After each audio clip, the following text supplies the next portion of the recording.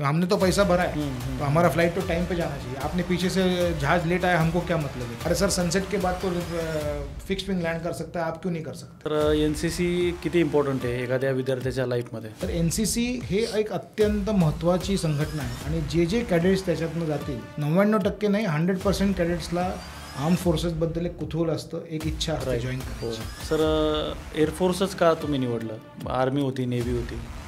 खूप जवळचा मित्र मला सांगतो की दुसरी इयत्तेमध्ये असताना मी त्याला सांगायचो की युनिफॉर्म लय भारी असतो. सर एअरफोर्सची तुमची ट्रेनिंग कुठे झाली, कसं आलं? बरेच वर्षानुवर्ष एअरफोर्सची ट्रेनिंग तशी पाहायला गेली तर मेन अकॅडमी जी आमची आहे ओके ती एअरफोर्स अकॅडमी दुंडीगल हैदराबाद. तर सर नंतर तुम्ही तुमची पहिली पोस्टिंग कुठे होती? तर विशेष म्हणजे मी 23 वर्ष एअरफोर्समध्ये होतो. ओके. आणि मी 14 ठिकाणी झाली. पहिली सुरुवात एअरफोर्सची जी एक्सपोजरची झाली ती खूप विलक्षण जागेपासून सुरुवात झाली. ते होतं एअरफोर्स स्टेशन तेजपूरमध्ये. सर पुढे जाऊन तुम्ही कारगिल युद्धात सहभाग घेतला होता. तर आम्हाला चाहूल लागली होती की काहीतरी ॲक्टिव्हिटी चालली आहे. डिटेल्स कोणालाच माहीत नव्हते. गव्हर्नमेंटने डिसाईड केलं की आता भारतीय वायुसेनेला या पर्टिक्युलर कारगिलच्या ऑपरेशनमध्ये भाग घ्यावा लागेल.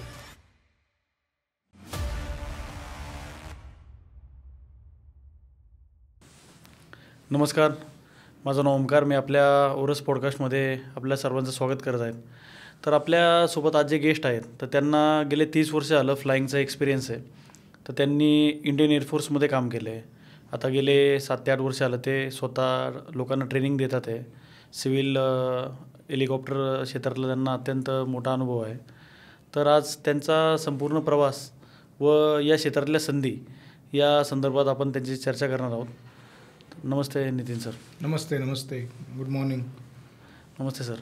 तर सर तुमचा संपूर्ण जीवन प्रवासच तसा थरारक राहिला आहे. तर मला आपल्याला सुरुवातीपासून जाणून घ्यायला आवडेल की सर तुमचा जन्म कुठे झाला व तुमच्या कुटुंबाची पार्श्वभूमी कशी होती? तर प्रथम म्हणजे खूप खूप धन्यवाद या पॉडकास्टवर मला इन्व्हाइट केल्याबद्दल. मी राहणारा पुण्याचाच. माझं पूर्ण नाव नितीन वेल्दे आणि माझं बालपण कोथरूडमध्ये त्यावेळेस 1984 साली हॅपी कॉलनी ही जस्ट एस्टॅब्लिश होत होती. म्हणजे आता आपल्या सगळ्या पुणेकर लोकांना माहिती आहे ढाणूकर कॉलनी. त्या समोरची जी परिसर आहे त्याला हॅपी कॉलनी म्हणतात. ओके.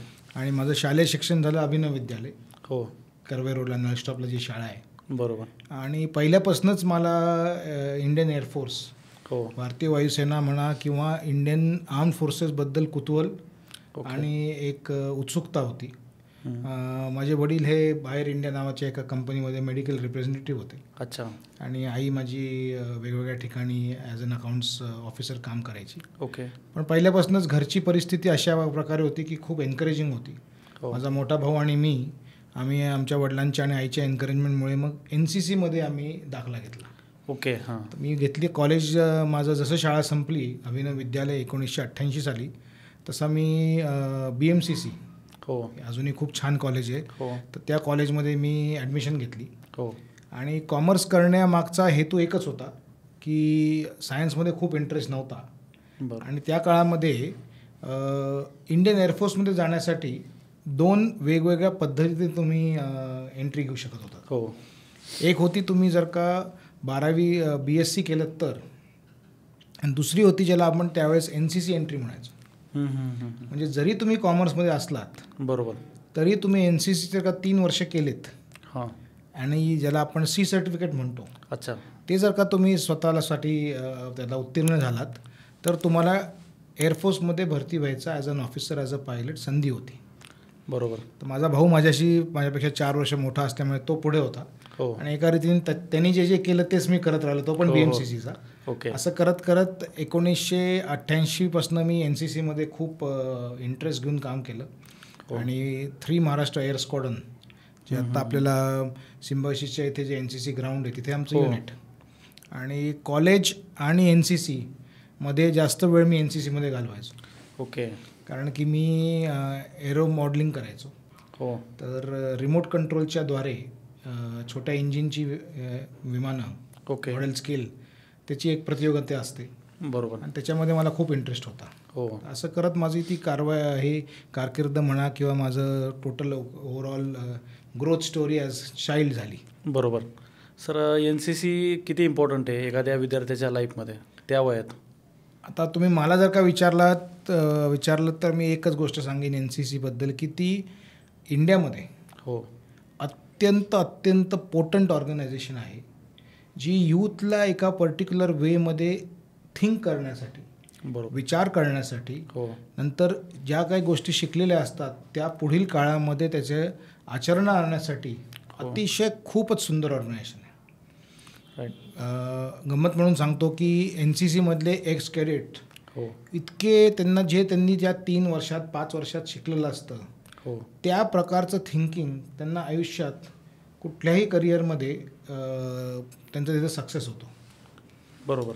म्हणजे आता दर रविवारी आमची परेड असायची. माझ्याबद्दल सांगायचं झालं तर मी राहायचो कोथरूडला. ओके. आणि तेव्हा लायसन्स नव्हता. तर NCCची परेड असते संडेला. आता पहिल्यापासून आपण जर का विचार केला तर काय मोटिवेशन असतं की जे तुम्हाला एक रविवार सुट्टीचा काळ मिळतो त्याच्यामध्ये तुम्ही 4:30-5ला उठता. त्यावेळेस मी 4:30ला उठायचो. त्याचं कारण सांगतो. 144 नंबरची बस असायची. अच्छा. ती चालू व्हायची कोथरूड बस स्टेपवरनं पुणे रेल्वे स्टेशन. आणि ती पहिली बस मला पकडायला लागायची कारण की माझी वाडिया कॉलेजला परेड असायची 7:15 वाजता. अच्छा. तर ती पहिली बस पहिले वॉक करा अर्धा-1 किलोमीटर, मग बसमध्ये बसा, बसमध्ये पुणे रेल्वे स्टेशनला उतरा आणि तिथनं त्या काळात एवढा डिसिप्लिन म्हणा किंवा एवढं स्ट्रिक्ट नव्हते. तर त्या रुळांवरनं आम्ही उलटे चालत जायचो आणि वाडियाच्या ग्राउंडच्या मध्ये एक मोठं दाराला भगदाड होतं, तिथनं आम्ही एंट्री करायचो. आता हे लक्षात घे, हे सगळं जे करताना ते NCCचे बूट ज्याला नाळ असते, परेडसाठी लागणारे बूट जे हेवी असतात, बरोबर, ह्या सगळ्याप्रमाणे आपण मी म्हणा किंवा आमचे सगळे सहकारी लोक एवढा इंटरेस्ट दाखवायचे. आणि त्याच्या आदल्या दिवशी तो युनिफॉर्म प्रिपेअर करायची सगळी कारवाई. मग मित्रमंडळी कुठे पार्टीला जायची तर तुम्ही त्यातनं थोडेसे दूर होता आणि घरी जाऊन आराम करता. बरोबर. तर NCC हे एक अत्यंत महत्त्वाची संघटना आहे. आणि जे कॅडेट्स त्याच्यातनं जातील, 99% नाही 100% कॅडेट्सला आर्म फोर्सेसबद्दल एक कुतूहल असतं, एक इच्छा असते जॉईन करायची. स्वाभाविक आहे. पण हेही स्वाभाविक आहे की त्यातल्या जितके कॅडेट्स असतात त्याच्यापैकी फक्त कितीतरी कमी पर्सेंटेजमध्ये लोक आर्म फोर्सेसमध्ये ऑफिसर पदाधिकारी बनू शकतात. बरोबर. पण बाकीच्यांना पण आयुष्यभर त्या ग्रूमिंगचा, त्या बेसिक फाउंडेशन जी नीव रचली असते त्याचा खूप उपयोग होतो. तर माझं नेहमी असंच म्हणणं असतं की मी जे काय घडलो ते पूर्णपणे NCCमुळे घडलं. कारण की यंग वयामध्ये जी तुमची मेंटॅलिटी असते, जी तुमची ग्रूमिंग होऊ शकते, राहायचं कसं, बोलायचं कसं, वागायचं कसं, discipline, turn out, dressing sense. आणि मी खूप लकी होतो की मी रिपब्लिक डे परेडला गेलो आणि महाराष्ट्राला मी 1992 साली रिप्रेझेंट केलं होतं. आणि मग तेव्हा ज्या काय आमच्या परीक्षा असतात आणि जी सिलेक्शन प्रोसेस असते त्याच्यामध्ये मी उत्तीर्ण होऊन मी युनायटेड किंगडमला 3 आठवड्यासाठी यूथ एक्सचेंज प्रोग्रामला गेलो. आता तू लक्षात घेऊ शकतोस की 19 वर्षाच्या विद्यार्थ्याला गव्हर्नमेंट ऑफ इंडियाचा बॅच घालून जेव्हा तो युनायटेड किंगडमला जातो तेव्हा जो एक कॉन्फिडन्स येतो, तो कॉन्फिडन्स मग मला आयुष्यभर पुरून उरला की येस मी त्या वयामध्ये काहीतरी अचीव केलं होतं. तर माझं असंच म्हणणं असतं सगळ्या विद्यार्थ्यांना, पालकांना आणि जे सगळे लोक यूथकडे बघतात की यूथला नर्चर करण्यासाठी NCCचा अजून उपयोग व्हायला पाहिजे.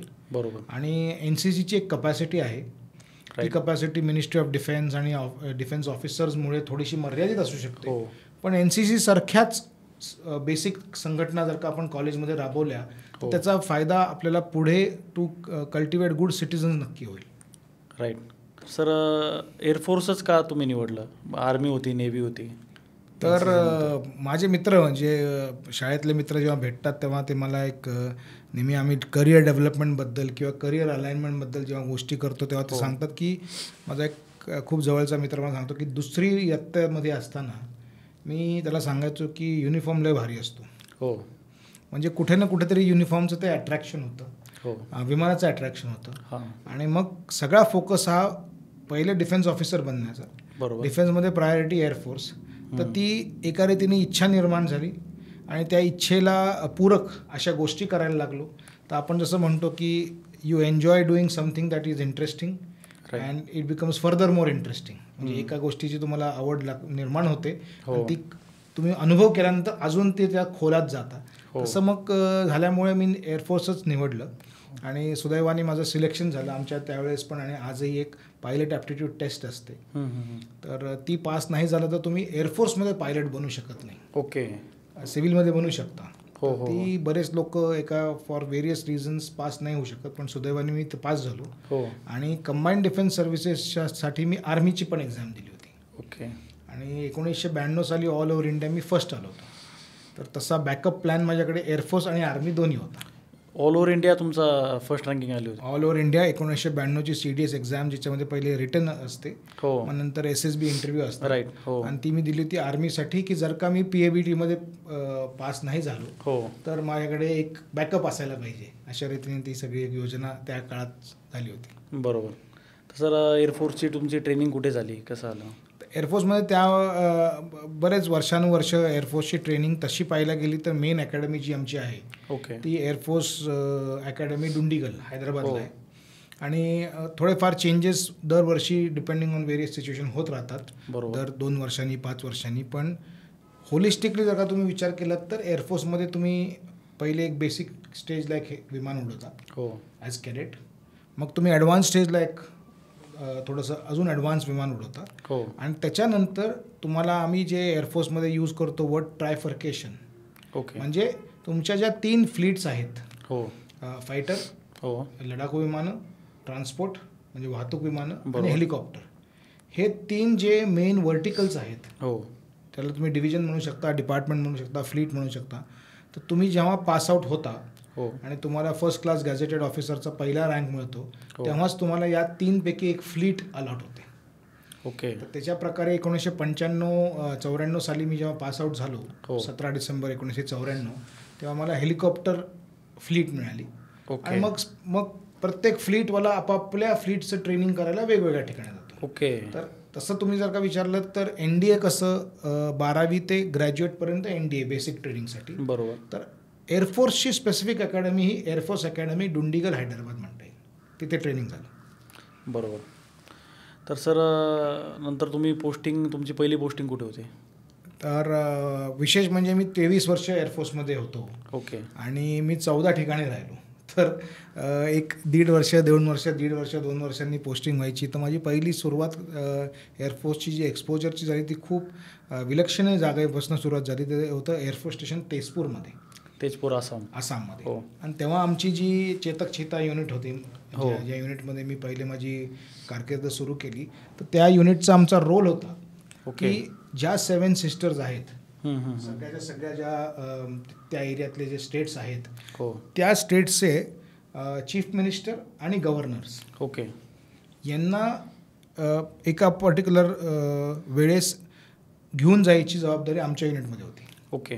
तर मी खूप त्यावेळेस इटानगर, पूर्ण अरुणाचल, एका रीतीने व्हेरी लकी की त्या युनिटचा रोल हा अख्ख्या नॉर्थ ईस्टमध्ये स्प्रेड होता. बरोबर. मग त्यांना म्हणजे एक्सप्लोर करायची जिम्मेदारी तुमची. तेव्हा ट्रान्सपोर्ट करायची चीफ मिनिस्टर्स आणि गव्हर्नर्स. त्यामुळे मी सगळ्या 7 स्टेट्सला, मिझोराम, मणिपूर, आसाम, अरुणाचलमध्ये वरपर्यंत त्रिपुरा, मेघालय, हे सगळीकडे खूप छान प्रकारे मला अनुभव मिळाला हेलिकॉप्टर फ्लाईंगचा. ते जसं माझं संपायला आलं टेन्युअर, तसं माझ्याकडे एक इच्छा म्हणा आणि एक व्हॉलेंटिअरिझम होतं की त्याच्यानंतर मला खूप आधीपासून इच्छा होते की मी सियाचीनमध्ये सर्व्ह करावं. ओके. तर मग सुदैवाने मला ती एक संधी मिळाली. आणि 1998 साली माझं पोस्टिंग 2 वर्षासाठी एअरफोर्स स्टेशन लेहला झालं, ज्या युनिटची मेन आमची जबाबदारी ही सियाचीनमध्ये ऑपरेशनची. आणि तो 2 वर्षाचा कालावधी हा माझ्यासाठी अत्यंत सौभाग्यशाली होता. प्लस मला अत्यंत थरारक अजूनही वाटतो, कारण की ते जे फ्लाईंग आहे ते त्याला आपण Mecca Madina of helicopter flying म्हणू शकतो. अनमॅचेबल म्हणजे त्याच्यात लागणाऱ्या स्किल्स, तिथे असणारे वेदर चॅलेंजेस, आणि नुसतं राहणीमान. म्हणजे आत्ता आपण दोघं जेव्हा बोलतोय तेव्हा आज 4 जानेवारीला बोलतोय, तर आत्ता तिथे टेम्परेचर जवळपास लोएस्ट टेम्परेचर -30 वगैरे असेल. अरे बापरे. आणि बर्फ पण असेल. म्हणजे मी बेस कॅम्पची गोष्ट करतोय. बेस कॅम्पची. तर तशा ठिकाणी ते राहून आम्ही कंटिन्युअस ऑक्सिजननी 19,000 फीटवरती लँडिंग करणं, ज्याच्यामध्ये तुम्हाला चूक व्हायची क्षमता, म्हणजे काय एरर, मार्जिन ऑफ एरर खूप कमी असतो. राईट. आणि तुला एक एक्झाम्पल द्यायचं झालं तर आता आपण कधी कधी इंडिगो आणि या सगळ्या एअरलाईन्सने तू पण ट्रॅव्हल केला असेल, तर कधीतरी बघतोस तू येतं पायलट खालती आणि त्यांना कुठेतरी ते लँडिंगची सिस्टीम जर का चुकली असेल त्यांची, तर ते परत टेक ऑफ करू शकतात. पाहिलं असशील, तू पण अनुभव केला असेल. सियाचीन एक असा प्रदेश आहे जिथे हेलिकॉप्टरला ही करण्याची अवधीच नाही आहे. का? या तर समोर माउंटन आहे किंवा समोर पाकिस्तान आहे. तर ज्याला आपण कमिटेड अप्रोच म्हणतो, किंवा ज्याला आपण गो राऊंड सिच्युएशन होऊच शकत नाही. कारण की जर का तुम्ही तिथनं गो राऊंड करायचा प्रयत्न केलात तर तुम्ही पाकिस्तानमध्ये जाणार, ते अलाउड नाही आहे. बरोबर. तर त्याच्यासाठी तुमचा जो एरर आहे तो 0 असायला पाहिजे जवळपास. आणि तुम्ही एकदा कमिट केलं की आता मी जाऊन लँड करणार आहे, तुम्हाला ते लँडिंग हासिल करावं लागतं. अरे बापरे. तर तशा प्रकारे अत्यंत चॅलेंजिंग आणि खूप थरारक, पण एक खूप सॅटिस्फाईंग टेन्युअर असतं. कारण की मला जर का विचारशील तर मी पायलट होतो तिथे शेवटी.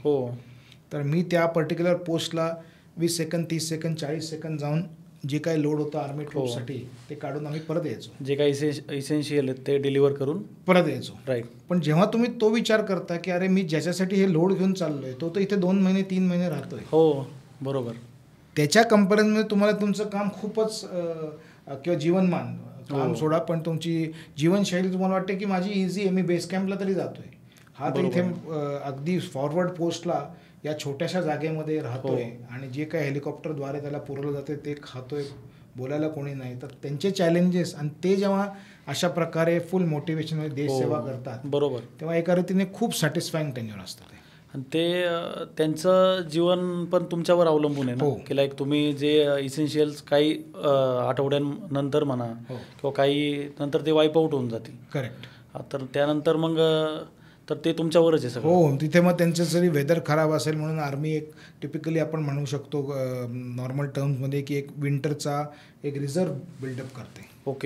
की जर का हेलिकॉप्टर नाही आलं, कारण की फ्रेश स्नोईंग होतं, त्याच्यामध्ये बाकी चॅलेंजेस असतात. तर जर का हेलिकॉप्टर किंवा मागणं जर का सप्लाय नाही आला तर त्या तुकडीला स्वतःचं जीवनशैली व्यवस्थितपणे करण्यासाठी लागणारं सगळं जे जीवनावश्यक वस्तू आहेत त्या सगळ्या पुरवायचं काम आमच्या युनिटकडे असायचं. त्यामुळे तशा प्रकारे ती एक जबाबदारी पण खूप असते. बरोबर. सर, कधी तुम्हाला अशी परिस्थिती आली का सियाचीनमध्ये की पूर्ण बर्फ आहे किंवा आपण म्हणतो एक स्नो आउट? किंवा सियाचीन याच्यासाठी खूप चॅलेंजिंग आहे, कारण की एक थंड प्रदेश, बरोबर, दुसरं तुमचं जे हेलिकॉप्टर आहे ते continuously at highest level of performance चाललं असतं. म्हणजे मार्जिन जे आपण म्हणतो की तुमची जी लोडिंग असतं ते तुम्ही एवढं लोड घेतलं असतं की त्याच्यामध्ये तुम्हाला 5 किलो पण एक्स्ट्रा नाही घेऊन जाऊ शकतो. कारण की इथे जर का तुम्ही बेस कॅम्पला 5 किलो वजन एक्स्ट्रा घेतलं तर त्याचे तुम्हाला जे इफेक्ट्स आहेत ते 19,000 फीट 20,000 फीटच्या पोस्टवरती तुम्हाला दिसतील. बरोबर. त्यामुळे खूप एका रीतीने प्रोसिजरल नॉर्म्स फॉलो करावे लागतात. तर तू जे विचारलास प्रश्न की स्नो आउट, जेव्हा असं लक्षात घे की खालती पण जर का तुमच्याकडे बर्फ आहे, व्हाईट आउट म्हणतो आपण त्याला, व्हाईट बर्फ आहे, आणि वरती जर का ढग असतील तर हेलिकॉप्टरची जी रिलेटिव्ह मोशन म्हणू शकतोस तू, किंवा ज्याला डेप्थ परसेप्शन म्हणू शकतोस, त्याला येणारे तुझे जे बाह्य एन्व्हायरमेंटमधनं जे सिग्नल्स असतात, जे तुझे डोळे, जे तुझं ब्रेन त्याला परसिव्ह करून निर्णय घेतो ते जातात. म्हणजे आता आपण बसलो या रूममध्ये, तर कुठे ना कुठेतरी या रूमची जी कलर स्कीम आहे त्याच्यामुळे कळून येतं आहे, किंवा त्याच्यातले कोपरे कळून येतात की हे इथे संपते, ही भिंत हे.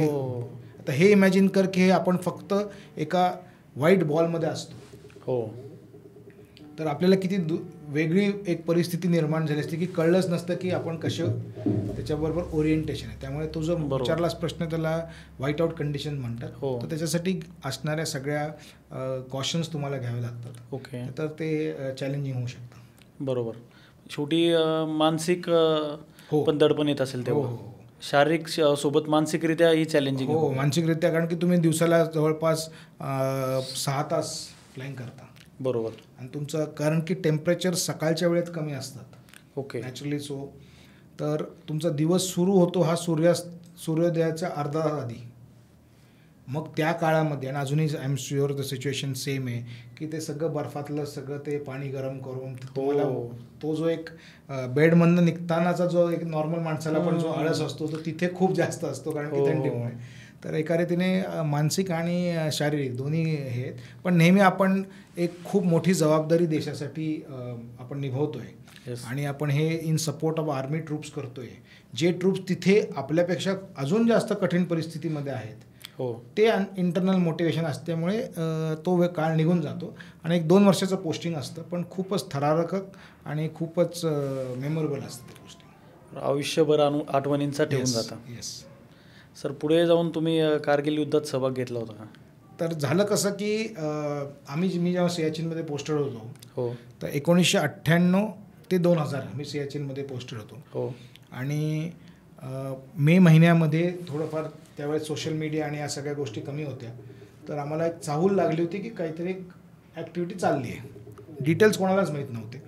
तर माझा आणि कारगिल युद्धाचा एका रीतीने जी एक सिच्युएशन निर्माण झाली की 27 मेला, म्हणजे जस्ट तुला एक पार्श्वभूमी द्यायची तर 25-26 मेला गव्हर्नमेंटनी डिसाईड केलं की आता भारतीय वायुसेनेला या पर्टिक्युलर कारगिलच्या ऑपरेशनमध्ये भाग घ्यावा लागेल. ही सिच्युएशन डिक्लेअर झाली 25 का 26 मेला. मग त्याच्यानंतर आपण MiG-21 आणि MiG-27 विमानांचा वापर केला. तोपर्यंत आपण वापर करत नव्हतो. ते गव्हर्नमेंटने एक ऑथरायझेशन द्यायचं असतं, ते भारतीय वायुसेनेला दिलं गेलं. आणि त्याच्याद्वारे मग MiG-21 MiG-27 यांनी रॉकेट्स घेऊन जे त्यांना आर्मी इंटेलिजन्सकडनं एनिमीचे पोस्ट कळल्या होत्या त्याच्यावरती मारा लावायला सुरुवात केली होती. तर 27 मे 1999 सालची घटना, त्या दिवशीची घटना सांगतो तुला, की आम्ही लेहमध्ये पोस्टेड होतो आणि रुटीन चाललं होतं आणि आम्हाला मेसेज आला की कारगिलमध्ये एका फायटर पायलटचं इजेक्शन झालं. त्यावेळेस आमची सिच्युएशन एवढी होती की एक fighter pilot MiG-27 has ejected. तर आमचा जो एक रोल असतो हेलिकॉप्टरचा, एक रोल असतो ज्याला म्हणतात सर्च अँड रेस्क्यू. म्हणजे जो फायटर पायलट इजेक्ट करतो त्याला सर्च करा आणि त्याला रेस्क्यू करा. हे 2 पैलू असतात त्याचे. तर जसं आम्हाला इन्फॉर्मेशन मिळालं तर मी आणि आमचे एक सिनियर सचदेवा सर, आम्ही फटाफट लेहवरनं कारगिलला गेलो. कारगिलला आमची ब्रीफिंग झाली की असं असं आहे, एक पर्टिक्युलर फॉर्मेशन MiG-27चं हे LOCच्या जवळ होतं आणि एक पायलट इजेक्ट झाला आहे. तर इजेक्ट म्हणजे आता जे आपले मेजर अभिनंदन जसे इजेक्ट होऊन पाकिस्तानमध्ये गेले. तर इजेक्टचा अर्थ काय आहे की फायटर विमान जे असतं त्याच्यामध्ये एक सिस्टीम असते की जेव्हा केव्हा त्या पायलटला विविध कारणामुळे ते विमान सोडायची परिस्थिती निर्माण होते, तर त्याच्यासाठी दिलेल्या सिस्टीमला इजेक्शन सिस्टीम म्हणतात. ती कशी निर्माण होईल आपल्याला आज सांगता येत नाही. टेक्निक असू शकते, वेदर असू शकते, कधी गोळी लागून म्हणजे विमानाला एनिमीकडनं लागलेल्या बॉम्बमुळे असू शकते, रॉकेटमुळे असू शकते. तर तेव्हा आम्हाला फक्त एवढी इन्फॉर्मेशन मिळाली की एक फ्लाईट लेफ्टनंटने इजेक्ट केलं, तर ते हँडल असतं आणि ते तुमची कॅनोपी वेगळी जाते आणि ती सीट इजेक्ट होऊन तुम्ही पाहिलं असेल यूट्यूब किंवा न्यूजमध्ये पॅराशूट डिप्लॉय होतं. तर आम्हाला फक्त एवढी इन्फॉर्मेशन मिळाली की या ठिकाणी एक इंडियन एअरफोर्सचा पायलट इजेक्ट झाला आहे. आम्ही फटाफट रिफ्युलिंग करून मी आणि सचदेवा सर आम्ही त्याला शोधण्यासाठी निघालो आणि थोडंफार गेल्यानंतर आम्हाला एक छोटंसं विलेज दिसलं. तिथे ग्राउंडमध्ये आम्ही बिंदास लँड केलं. तिथल्या मी उतरून एका विलेजरला विचारलं की कुठल्या डायरेक्शनमध्ये म्हणजे आज सकाळपासनं फायटर विमानं चालली आहेत. तर त्यांनी ज्या डायरेक्शनमध्ये आम्हाला पॉईंट केलं तिथे आम्ही गेलो आणि मग आम्हाला तिथे एक इंडियन आर्मीचं एक हेलिपॅड दिसलं. मग आम्हाला एवढं माहिती होतं की आम्ही खूप लाईन ऑफ कंट्रोलच्या जवळ होतो. पण त्या काळामध्ये आणि त्या पर्टिक्युलर दिवसांमध्ये पाकिस्तानी लोकांची कुठपर्यंत तिथे डेन्सिटी आहे, कुठल्या प्रकारची वेपन्स घेऊन ते बसलेत ह्याची काहीच माहीत नव्हती. तर एका रीतीने आपण आपल्या एखाद्या सहकार्याला वाचवायला आणि आपली जबाबदारी करण्यासाठी लागणारा जो जोश होता तो होता. पण आम्हाला आर्मीच्या पोस्टवरती लँड झाल्यानंतर आम्हाला असं त्या आमच्या सिनियर ऑफिसरनी सांगितलं की पायलट दुसरीकडे इजेक्ट झाला आहे, पण तो पडला आहे दुसऱ्या म्हणजे एनिमी साईडला POK मध्ये. तर मग तुम्ही जाऊ शकत नाही, कारण की ती ऑलरेडी डिक्लेअर्ड त्यांचीच भूमी आहे. बरोबर. मग एका रीतीने निराश होऊन की अरे जर का मिळाला असता आपला पायलट तर आपण त्याला घेऊन आला असतो, पण ॲट द सेम टाईम ते निराशेबरोबर ही आहे की याच्या पुढे आपण जाऊ शकत नाही. प्रत्येक सैनिक हा नेहमी जेव्हा किंवा असे डिसिजन घेतो तेव्हा एक इमोशनल प्लस ॲनालिटिकल ब्रेन दोन्हीने घेतो. मग आम्ही परत कारगिलला आलो आणि जेव्हा आम्ही कारगिलला आलो तेव्हा मला 2 घटना कळल्या. एक घटना मला कळली की जे पायलटला आम्ही शोधत होतो, जे त्या साईडला लँड झाले होते, त्यांना within very few minutes prisoner of war declare केलं गेलं. त्यांचं नाव होतं फ्लाईट लेफ्टनंट नचिकेता. पण आम्ही जोपर्यंत कारगिलला आलो तोपर्यंत आम्हाला अजून एक घटना कळली की एक स्क्वॉड्रन अजय आहुजा म्हणून MiG-21 उडवणारे हे जे नचिकेता सर रिजेक्ट झाले तर यांना मदतीसाठी आहुजा सरांनी MiG-21वरती स्वतःवर जबाबदारी घेतली की मी हे कुठे पडलेत हे बघतो आणि ते पॅराशूट कुठे हे जर का मी माझ्या हेलिकॉप्टरच्या सहकाऱ्यांना सांगितलं तर यांना लवकर वाचवता येईल. राईट. या पार्श्वभूमीवर आणि या भावनेनी ते तिथे ऑर्बिट करायला लागले MiG-21नी. अजय आहुजा सर. पण काही कारणास्तव पाकिस्तानी लोकांनी त्यांच्यावरती एक शोल्डर फायर्ड मिसाईल दागलं. आणि त्यांनी इजेक्ट केलं. तर आम्ही जेव्हा कारगिलला आलो तेव्हा आम्हाला इन्फॉर्मेशन मिळाली की ठीक आहे तुम्ही तर इन्फॉर्मेशन एक घेऊन आलात की नचिकेता तर त्या साईडला आहे, आता इन्फॉर्मेशन येते की ते प्रिझनर ऑफ वॉर झालेत, पण एक असे अजय आहुजा सर पण इजेक्ट झालेत. मग तोपर्यंत अजून 1-2 आर्मी एव्हिएशनची पण हेलिकॉप्टर आली होती. मग आम्ही 2 ते 3 हेलिकॉप्टर घेऊन अजय आहुजा सरांचा पूर्णपणे आम्ही त्यांना प्रयत्न केला शोधण्याचा, पण ती पण मिशन सक्सेसफुल नाही झाली. मग आम्ही परत कारगिलला येऊन आम्ही लेहला गेलो आणि 27 मे नंतर मग आर्मी आपला एअरफोर्सनी आपल्या टॅक्टिक्स थोड्या चेंज केल्या. मग त्यांनी ते मिराज विमानं वापरायला लागली. आणि तुला एक्सप्लेन सिम्पल टर्म्समध्ये करायचं तर शत्रूच्या पोस्टच्या खूप जवळ न जाता खूप दूर न लेझरच्या साह्याने गाईड केलेले बॉम्ब्स इन सिम्पल टर्म्स ते आपण लॉन्च करायला लागलो. म्हणजे जे शत्रूकडे असलेली जी मिसाईल सिस्टीम आहे त्याच्यावरती मात करण्यासाठी एवढ्या दूर राहायचं की ते मिसाईल तिथे पोहोचूच शकत नाही. मग अशा प्रकारे तो पूर्ण मे झाला, मग जून आणि 1.5 महिना हा पूर्णपणे एक ऑपरेशन चालू राहिलं. आणि मग त्याच्यानंतर 26 जुलै 1999 साली सीज फायर होऊन त्याला आता कारगिल दिवस म्हणून आपण सगळं सेलिब्रेट. बरोबर. सर, एखाद्या युद्धामध्ये एअरफोर्सची भूमिका किती महत्त्वाची आहे? आता युद्ध म्हणलं की तुम्हाला काय हवं असतं, इन सिम्पल टर्म सांगायचं झालं तर समोरचा जो शत्रू आहे त्याची एअरफोर्सला तुम्हाला पॅरलाइज करायचं असतं. राईट. कारण की एअरफोर्सचे काय ॲडव्हान्टेजेस आहेत की ते आर्मीच्या ट्रूप्सच्या कम्पॅरिझनमध्ये लवकर जाऊ शकतात, डीपर जाऊ शकतात, पिन पॉईंट नुकसान करू शकतात. त्यामुळे एनिमी आणि आपण दोघांचा विचार काय की एअरफोर्सचा यूज करा की तिथली जी सिच्युएशन आहे, तिथली जी जमीन आहे त्याच्यावरती असणाऱ्या व्हायटल इन्स्टॉलेशन जे आहेत त्याला तुम्ही उद्ध्वस्त करा. बरोबर. जसं इस्रायलने इजिप्तचं केलं त्यांच्या पहिल्या वॉरमध्ये, त्यामुळे आउट नंबर असून पण इस्रायल इजिप्तला डिफीट करू शकतो. सो त्यांच्या एअरफोर्सला पण खतम करा आणि मग त्यांना केल्यानंतर असं प्रकारे बॉम्बिंग करा की ज्या प्रकारे त्याचा इफेक्ट लोकल असून ती भीती पसरेल. पण सायकोलॉजिकल पण झाला पाहिजे. समोर आपल्या एखाद्या गावाच्या किंवा शहराच्या वरनं विमान जेव्हा उडतं ॲज कम्पेअर्ड टू सोल्जर्स खूप फरक पडतो. एअरफोर्सची तशी एका रीतीने आपण म्हणू शकतो की यूज हा ॲज अ फर्स्ट एअर पॉवरचा यूज आहे. बरोबर आहे. त्यामुळे आर्मीच्या ट्रूप्ससाठी लागणारी जिथे आपण आर्मीचे ट्रूप्स जाऊन बसून फूट सोल्जर्स जे ऑक्युपाय करणार बरोबर त्या जागेला, ती जागा ऑक्युपाय करण्यासाठी लागणारी जी पूर्ण यंत्रणा सेट करायची त्याचं पहिलं काम एअरफोर्सकडे असतं. राईट. म्हणून एअरफोर्सचं हे खूप महत्त्व आहे. इव्हन आता नेव्हीमध्ये पण एअरक्राफ्ट कॅरियर त्यासाठी महत्त्वाचं आहे की समोरच्या नेव्हीला मात करण्यासाठी एक तर तुम्ही नेव्ही टू नेव्ही फाईट करू शकता, पण हवेच्या माध्यमातून तुम्ही जर का त्यांच्या नेव्हीला उद्ध्वस्त करायचा प्रयत्न केला तर सायकोलॉजिकली आणि इफेक्टिव्हनेस वाईज खूप फरक पडतो.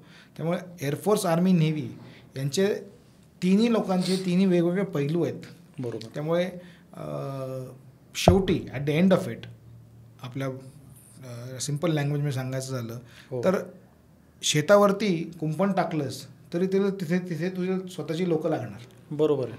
त्यामुळे आर्मी, नाही होऊ शकत का, तर नाही, आर्मीचे ट्रूप्स लागणार म्हणजे लागणारच, त्याशिवाय 100% तुमची स्वतःची जागा आहे तुम्ही कसं सिद्ध करणार. बरोबर आहे. फक्त ती जागा स्वतःला मिळवण्यासाठी लागलेले वेगवेगळ्या प्रकारे ज्या आपण यूज करतो, त्याच्यामध्ये एक एअरफोर्स आहे, एक नेव्ही आहे आणि एक आर्मी आहे असं. बरोबर सर. कारगिल युद्धानंतर तुमची आपल्या आत्ता बोलण्यामध्ये आलं की परदेशातही पोस्टिंग होती, तर परदेशात तुम्ही कुठे काम केलं आहे? तर मी अगेन व्हेरी लकी की मी 2 पोस्टिंग फॉरेनमध्ये केल्या. ओके. पण त्याच्या आधी पार्श्वभूमी केलं की पहिली माझी जी पोस्टिंग आली ती कुठल्या रोलसाठी आली. तर जसं माझं कारगिलचं सियाचीनचं टेन्युअर संपलं आणि मी एक 6 महिने जोधपूरला होतो. ओके. आणि मग त्याच्यानंतर मी एक इन्स्ट्रक्टर बनलो. हो. आमची एक फ्लाईंग इन्स्ट्रक्टर स्कूल म्हणून आहे. ओके. ज्याच्यामध्ये हेलिकॉप्टर विमान फ्लाईंग शिकवतात कसं कॅडेट्सला, हे इन्स्ट्रक्टर्सला शिकवलं जातं. ओके. म्हणजे ट्रेन द ट्रेनर ज्याला आपण म्हणू शकतो, ती एक युनिट आमचं चेन्नईला आहे. ओके. आणि तिथे आम्ही कोर्स केल्यानंतर मी एअरफोर्स अकॅडमीमध्ये, तुला मी मगाशी म्हणलं की एअरफोर्स अकॅडमी ही आमचं मेन अकॅडमी आहे. ओके. जिथे 1994 साली मी कॅडेट होतो. हां. त्याच ठिकाणी 2002मध्ये मी ॲज अ इन्स्ट्रक्टर गेलो. वा. आणि यंग कॅडेट्सला जे NDAतनं पासआउट व्हायचे किंवा डायरेक्ट एंट्री, यांना मी बेसिक, आमच्याकडे त्यावेळेस काळात एक विमान होतं HPT-32 म्हणून. ओके. पिस्टन ट्रेनर, पंखा असायचा पुढे, त्याच्यावरती आम्ही ॲज इन्स्ट्रक्टर्स त्या कॅडेट्सला शिकवायचो. बरोबर. ते शिकवायच्या वेळेस वेगवेगळ्या कॅटेगरीचे इन्स्ट्रक्टर्स असतात. तर मी स्वतःच्या इंटरेस्टमुळे व्हॉलेंटिअर करून थोडा अभ्यास करून 1-2 परीक्षा पास झालो आणि मला एक किताब मिळाला ज्याला म्हणतात आपण कोलोक्युअल टर्म्समध्ये master instructor. Okay. Because me master instructor झालो होतो, मग एक गव्हर्नमेंट ऑफ इंडिया आणि गव्हर्नमेंट ऑफ नमिबिया, ओके, हा एक देश आहे साऊथ आफ्रिकेच्या नॉर्थला, नमिबिया. तर नमिबियाशी आपलं एक करार आहे की त्यांचे हेलिकॉप्टर पायलट शिकवण्यासाठी आपली एक टीम जाते. ओके. आणि माझं खूप चांगलं सौभाग्य की 2005 साली, बिकॉज मी मास्टर इन्स्ट्रक्टर होतो, गव्हर्नमेंट ऑफ इंडियानी मला ॲज अ टीम लीडर, आमची 4 लोकांची तुकडी, आम्ही 1.25 वर्ष जाऊन नमिबियामध्ये राहिलो. विंडूक नावाची त्यांची एक कॅपिटल सिटी आहे आणि तिथे त्यांच्या कॅडेट्सला मी as a instructor helicopter flying शिकवलं आणि तो एक खूप छान माझा अनुभव राहिला फॉरेनचा. आणि ते जसं संपलं आणि मी परत आलो, जिथे मी शिकवायचं कसं शिकलो होतो. हो हो हो. तुला मग अशी म्हटलं 2001 साली फ्लाईंग इन्स्ट्रक्टर स्कूलमध्ये मी शिकलो होतो. Right. As a course officer. हो. मी तिथेच ॲज अ स्टाफ गेलो परत. ओके. सो ट्रेन द ट्रेनरला, किंवा माझा रोल होता, आमचा रोल होता की विमान उडवण्याबद्दल जी शिक्षण लागतं, how do you train instructor, की त्यांनी अशा प्रकारे स्वतःचं सगळं ट्रेनिंग करायचं की कॅडेट आसानीसे शिकू शकतात. बरोबर. तिथे मी होतो आणि ते जसं माझं टेन्युअर संपायला आलं, परत खूप छान मला अपॉर्च्युनिटी मिळाली की आमची एक एक्झाम असते, रिटर्न एक्झाम, ज्याला स्टाफ कॉलेज म्हणतात. हो. आणि त्या एक्झाममध्ये चांगल्या प्रकारे परफॉर्म केल्याबद्दल अगेन आय वॉज लकी की माझं लिडरशिप कोर्स किंवा नेतृत्ववाला कोर्स ज्याला म्हणता येईल, तो मी केला इंडोनेशियामध्ये. ओके. आणि गमतीची बाब जी माझ्यासाठी खूप अगेन लकी राहिलो की हा नॉर्मल कोर्स परदेशात करा किंवा इंडियात करा 11 महिन्याचा असतो. बरोबर. 11 महिने, 10 महिने, 11 महिने.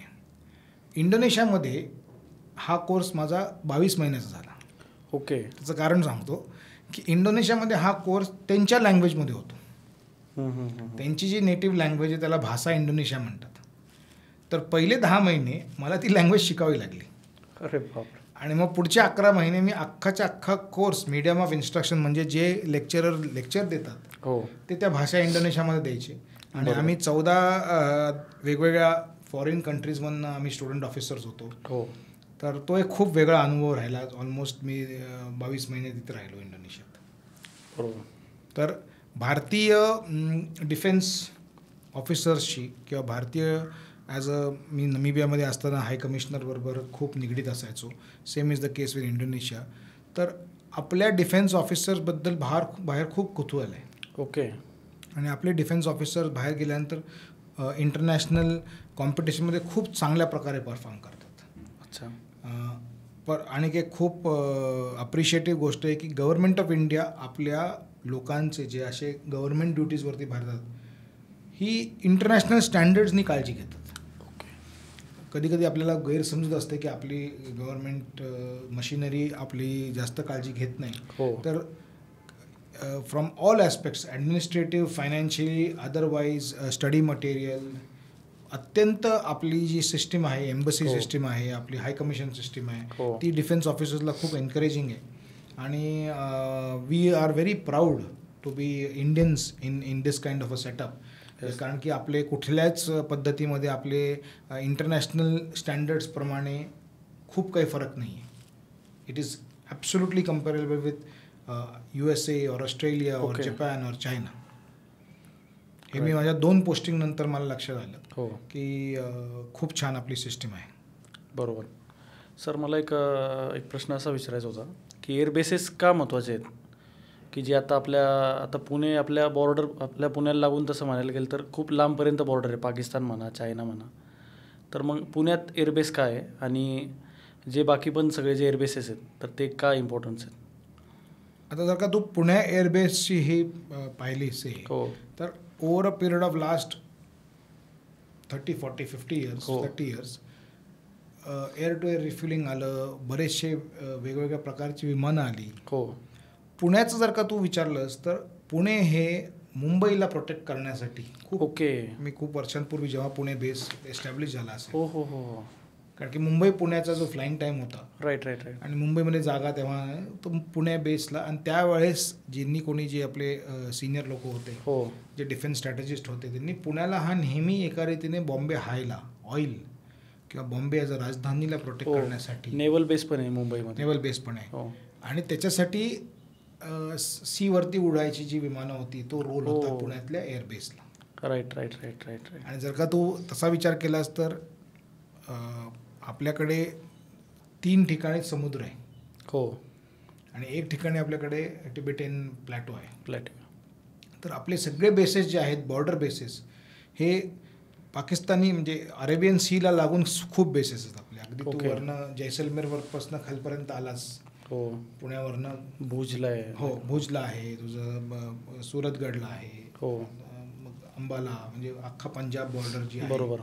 तर तशा प्रकारे असल्यामुळे महाराष्ट्रामध्ये जर का तू पाहिलंस तर आपल्याकडे एअरफोर्स बेस फक्त पुणे, लाईक पुण्याच्या सदनला पण नाही आहे गेस. हां, कारण की तेव्हा आपल्याला आता होत आहेत तंजावर वगैरे बेसेस सुरू होत आहेत, किंवा सदर्न एअर कमांड पण खूप ऑपरेशनल आहे सुलूर, कोइंबतूर साईडला. पण त्यावेळेस जेव्हा हे सगळी सिस्टीम स्टार्ट झाली होती, तेव्हा जी विमानं होती त्याची त्या विमानांची जी रेंज होती, त्याच्यासाठी पुण्याला प्राधान्य दिलं गेलं. मग आपल्याकडे MiG-29 जॅग्वारचा आधी बेस होता पुणे, मग MiG-29 झाला, मग जसं जसं सिस्टीम चेंज झालं तसं आता सुखोयचा मेन बेस आहे. तर त्याच्यासाठी पुण्याची खूप एका रीतीने महत्त्व आहे, इम्पॉर्टन्स आहे. राईट. सर, तर तुम्ही एअरफोर्समधून याचं काय डेझिग्नेशनवर तुम्ही रिटायर झाले? तर एअरफोर्समधून मी रिटायरमेंट घेतली, ज्याला आपण आमच्या टर्म्समध्ये प्रीमॅच्युअर रिटायरमेंट म्हणतो. वयाच्या अनुषंगाने जर का तुम्ही रिटायरमेंट झालं त्याला आपण एअरफोर्स लँग्वेजमध्ये सुपर ॲन्युएशन म्हणतो. आणि ते वय व्हायच्या आधी जर का तुम्ही रिटायरमेंट घेतली तर त्याला आपण प्रीमॅच्युअर रिटायरमेंट म्हणतो. तर मी 2016मध्ये जेव्हा प्रीमॅच्युअर रिटायरमेंटसाठी अर्ज दिला तेव्हा माझा रँक होता ग्रुप कॅप्टन. म्हणजे आर्मीतल्या कर्नलचा इक्वल हा एअरफोर्सचा ग्रुप कॅप्टन. आणि 2016पासून मग मी पुण्यातच स्थायिक झालो, आणि तेव्हापासून मग मी सिव्हिल एव्हिएशन क्षेत्रामध्ये हेलिकॉप्टरच्या क्षेत्रात काम करतो. आणि ते सोडून पण माझं अजून 1-2 क्षेत्र, म्हणजे ज्याला आपण कॉर्पोरेट ट्रेनिंग म्हणतो, ज्याला आपण मोटिवेशनल स्पीकिंग म्हणतो, अशामध्ये थोडं मला ते पण एक क्षेत्र आवडतं. तुमचं लाईफ स्टोरी पण इन्स्पिरेशनल आहे आणि तुमच्या बोलण्यातून पण बरंच काही शिकण्यासारखं आहे.